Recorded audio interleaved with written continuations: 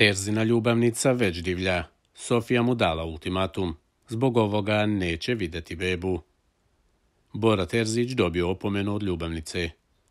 Prošle noći u realitiju Elita 8, emisija Gledanje snimaka, donijela je nove tenzije među učesnicima.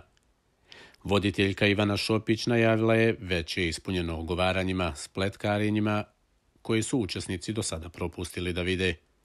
Sofija je izazvala polemiku svojim izjavama, tvrdeći da će ona uvijek zaustaviti osobu koja pokušava da je ljubomoriše.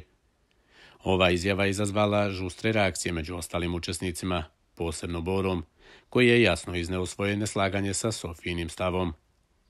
Ja sam mu rekla da nema potrebe da ljubomoriše na mene i da neću to dozvoliti, tako da ću ga uvijek zaustaviti na ovaj način, rekla je Sofija. Bora Terzić je bio vrlo iskren u emisiji, ali ono što mnogi smatraju u Beloj kući jeste da mu Milica Veličković zbog ovog postupka neće dati da viđa bebu kada se bude porodila.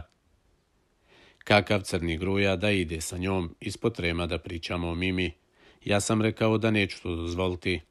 Sa mnom je, a da ide s nekim drugim da priča. Rekla je i ona da joj to smeta, ali ne može neke stvari da radi.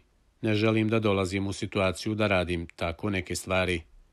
Ja ovdje ne verujem 90% kuće i da dopustim da je neko grli i da joj priča, govorio je Bora. Meni se Gruja nije obratio uopšte na taj način, niti me je muvao. Ja osjećam da bi on bio sa mnom, ali me tad nije gledao na taj način, rekla je Sofija.